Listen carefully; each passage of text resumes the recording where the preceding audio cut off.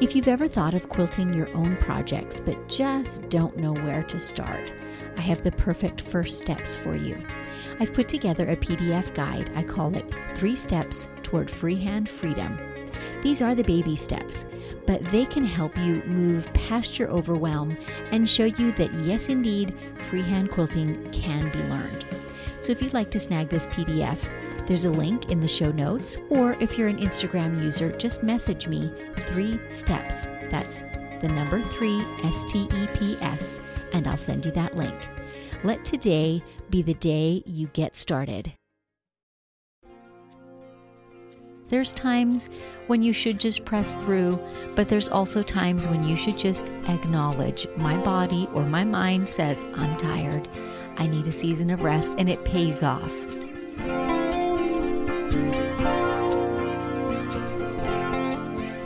Welcome to Measure Twice, Cut Once, the podcast where we hear quilters and other crafters' stories and draw encouragement and even life lessons from them. I'm your host, Susan Smith, and I'm coming to you from my quilting studio, Stitched by Susan. This is where my long arm Lucy and I spend a lot of our days doing freehand, edge-to-edge quilting. Now, if you're not a quilter and those terms are Greek to you, it's basically doodling on the surface of a quilt with a 50-pound writing pencil with needle and thread attached at high speed. And if you are a machine quilter, I have a resource for you that I think you will love. Quilted feathers have always been eye-catching, from a century ago when they were being hand-quilted to recent years where you're seeing beautiful, intricate, highly detailed feathers on show quilts. But they can also be kind of intimidating. They can really be challenging to quilt. Well, because I love edge-to-edge quilting, I have designed this all-over meandering type of feather that you can cover an entire quilt top with. No stopping, no starting, no worrying about borders or seam allowances, just quilting that feather. And so I've composed a class that will show you how to achieve these graceful, flowing feathers. So it goes from the very basic feather shape to getting even coverage on the quilt, to avoiding awkward corners, even customizing some little details. So it's all here in the class, and I'll walk you through it and demo the quilting for you step by baby step. So to get access to that class, just go to my website, stitchedbysusan.com, and a sign-up form will pop up. It is absolutely free, but you do need to register to get the login information for it, and you can go back and watch it as many times as you like. So enjoy that. It's called the All-Over Feather. Today's episode is going to be a little different from my usual interview-style episodes. If you were listening to the Dave and Susan The Inside Scoop episode, you know that we had a very frank discussion about our journey as entrepreneurs, and in particular in the last 18 months or so when we've been learning and trying a lot of new things, including podcasting. And we had some difficulty with our hard drives and our data, and so it's off at the doctor's being restored to us. But in the meantime, I currently don't have access to all of my pre-recorded episodes. So today you get a kind of special one. I'm going to be talking about some of the lessons that I've learned, so stay tuned for that. Today's Pins and Needles is brought to you by The Will and Dave Show. Hi, I'm the Will half of The Will and Dave Show, a short little podcast that myself and the eponymous Dave like to record, talking about the things that really matter to us, whether that's social, political, or pop culture. Usually we don't see eye to eye, but more often than not, we can find some common ground in there somewhere. And now, back to Pins and Needles, with a quick tip for all you sharp quilters out there. Since the new year is just around the corner, I have a tiny little resolution to recommend to you. Try this year to learn one new crafting skill. So whether it's crocheting or knitting socks or English paper piecing, spend just a little bit of time investing in either a class, or maybe you can find another crafter who has a gift or a talent that you can swap and each teach each other something. It broadens the mind, and it's encouraging and downright fun. So try out a new skill this year. You'll be glad you did.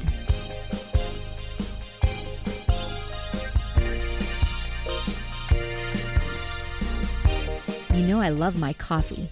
If you are interested in supporting this podcast, go to buymeacoffee.com Stitched by Susan. There, for the price of a delicious coffee, you're able to make a one-time contribution.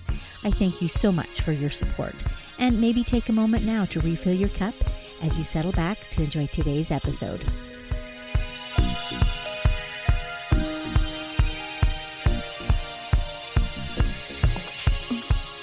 As 2021 draws to a close and we get ready to launch into a brand new year, I've just taken some time to reflect on things that have been illuminated in my life this last year, to reflect on things I'd like to do better, and to reflect on lessons learned.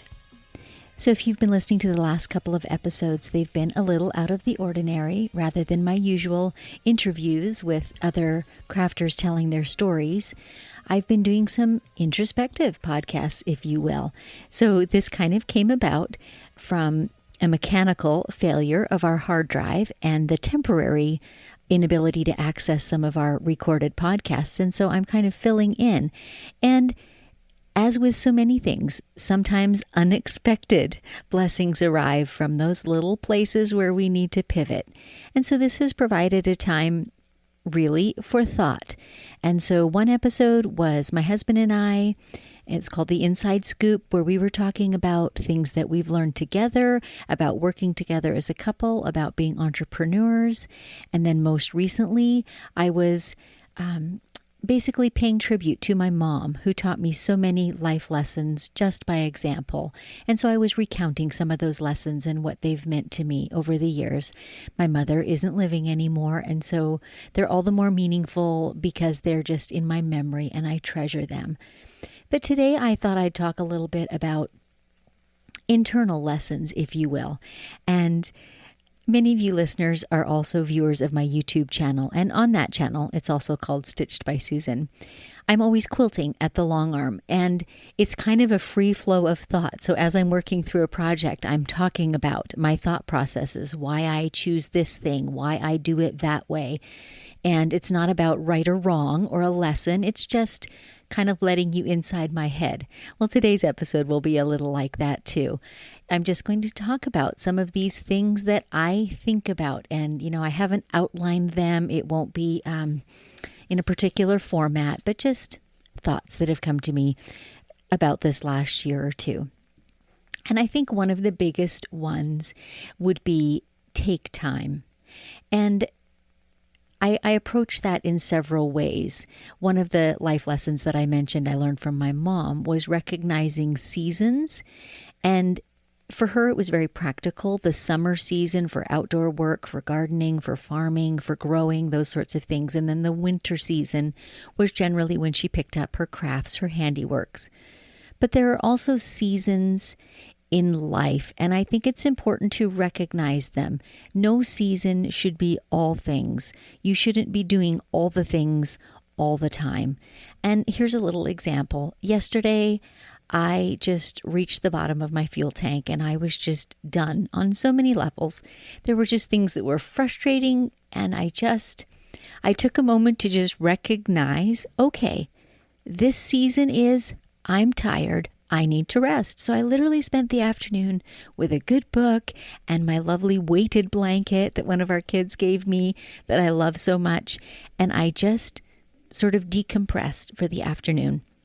And that was a short season, but I just acknowledged I need a small season of rest. And sure enough, this morning when I woke up, I was refreshed. I had some new ideas, and certainly I had fresh energy to do the things that needed doing. And as I record this, we're in the week leading up to Christmas, so there's lots of things that need doing. But just that recognition is helpful to me, that I don't have to be in top gear all the time. I can take a season of rest, even during a busy time. And I feel like it pays dividends. There's times when you should just press through, but there's also times when you should just acknowledge my body or my mind says, I'm tired. I need a season of rest, and it pays off. The next day, as I am today, refreshed and ready to go again. I think, too, that seasons for thought are important. So I'm an entrepreneur. I talk about that quite a lot. So I'm producing YouTube videos or producing this podcast, or I'm quilting for clients. And it seems like there's always a project on the go, something that needs to be accomplished. I have learned too that I need to take seasons or periods when I'm not producing. And those are the times when I often have fresh new ideas new ideas, basically. A new idea for a project or a new idea for how to present. I do a lot of teaching, so I like to ruminate over things. That's when I come up with examples or stories or ways to explain a thing that I maybe haven't used before. But that process, for me anyways, cannot be forced. I can't just continually push to produce. I have to take seasons of even my thoughts being able to rest. And it doesn't come very naturally to me because I'm a doer. And so I feel like if I'm not doing, I must be missing something, But I really, really think those times, those down times when the mind is not actively engaged, yet there are things going on under the surface. And if you don't leave them time to percolate and room and space in your head, you can really miss out. I think that probably plays out in stress levels if you don't. And so it's really, really important on every level. It's important to take time for thoughts. That does definitely, for me, translate into increased creativity if I take that downtime when I need to. So those are kind of several aspects of taking time. And that's just a phrase that it's come to mean a lot to me over the last few months. Something else that Dave and I referred to in our chat together a couple weeks ago was not being afraid to try new things. And for me, this has been an ongoing thing that I need to learn, and probably I'll never be done learning it, but it's become quite real to me in the last year or two. There's been a few specific things that I've needed to learn. For example, I wanted to set up a website, and I worked with a developer at one point, a kind of VA, and tried to explain to them what I wanted and send them all my photographs and convey what it was that I was trying to create, and it just didn't work.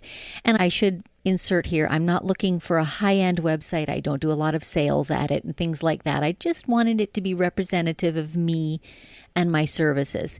And long story short, I decided, you know what? I just need to learn how to build a basic website so that I can make it be what I'd like it to be, and also so that I can edit and update it on my own. If you know me personally, I'm not very techy. That did not come easily to me. But it was eye-opening to find that once I had made up my mind to it, and once I decided I'm going to devote this block of time to learning, and I literally sat down every day and spent some time learning my new skill, I can learn. And so I mastered a skill that I did not have before. And there are certainly other things in my world of quilting, particularly freehand quilting or free motion quilting. That can seem really intimidating to someone who's never done it before and awe-inspiring. They're all, wow, how do you do that? Well, the magic of it is it's like learning to walk as a toddler. It's like learning handwriting as a first or second grader. It is literally a skill that can be learned. And so I'm learning to overcome my fear of new things, of things that I don't know how to do.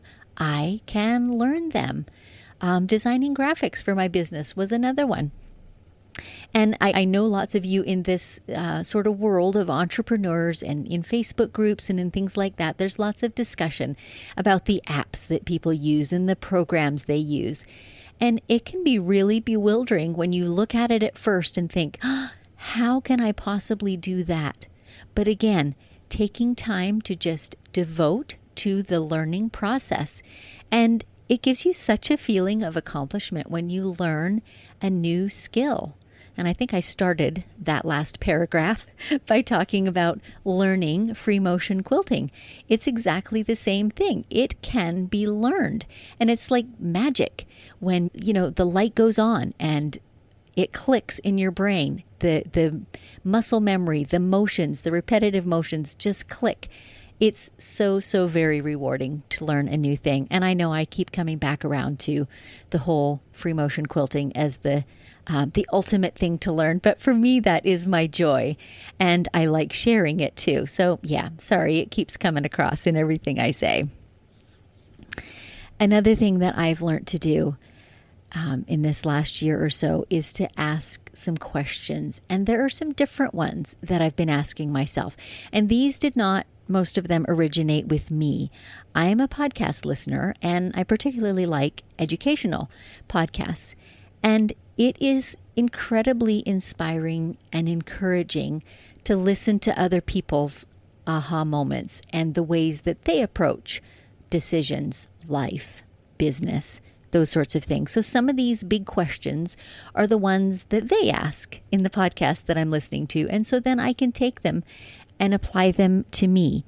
Some of the questions: what do I want to do?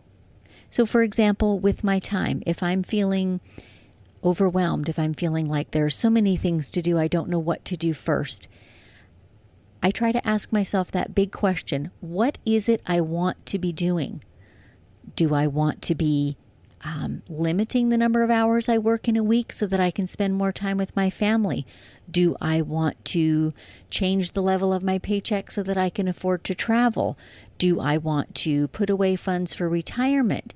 Do I want to, there's all different things, and they certainly do not all need to relate to money by any means. It can be time or relationships, any number of things, learning new crafts, because that's what I do.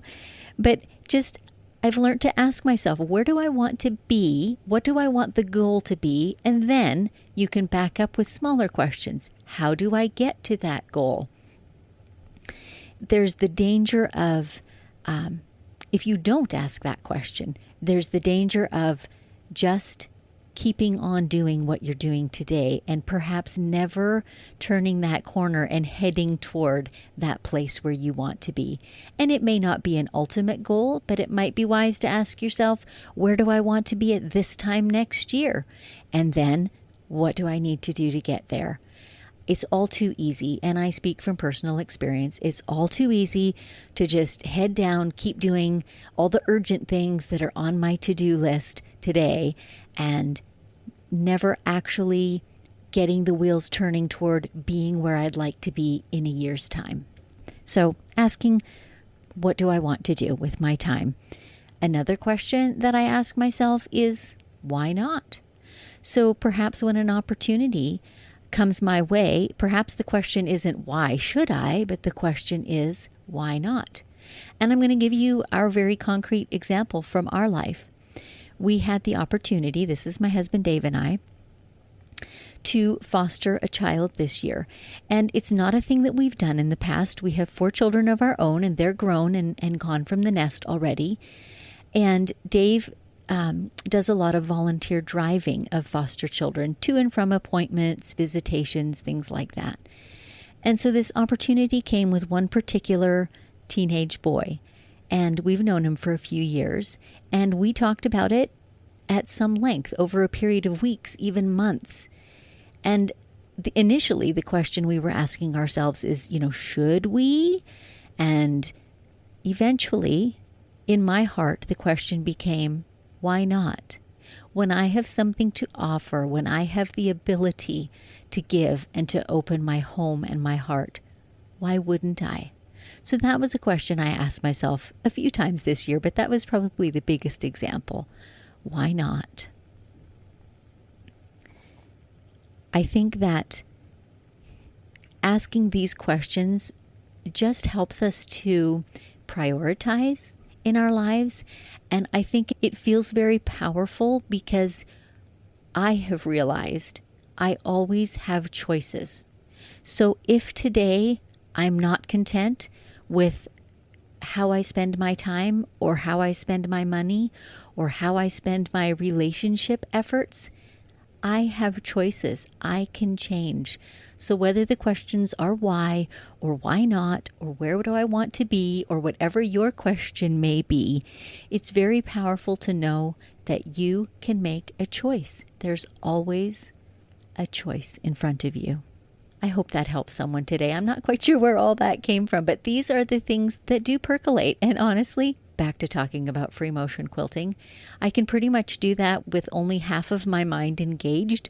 So I spend a lot of hours quilting, and that gives me a lot of time to think and to listen and to ponder, and I appreciate it. So one last thing I wanted to talk about was kind of an epiphany. Earlier this year, for the first time, I purchased an online course and I became a student.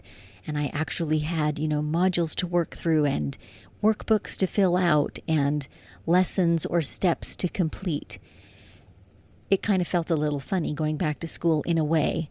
But as with some of these other thoughts that I've had this year, it was really, really empowering. This process of learning something new and the process of not learning it the hard way, right? Of taking what someone else has learned and now they've put it together, kind of as a 3-course meal or 6-course or whatever the case may be. And they're just presenting it to me in a step-by-step format.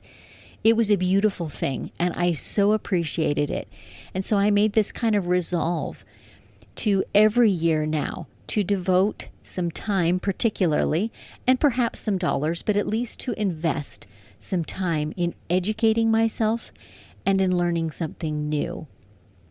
That also made me think how each of us benefits by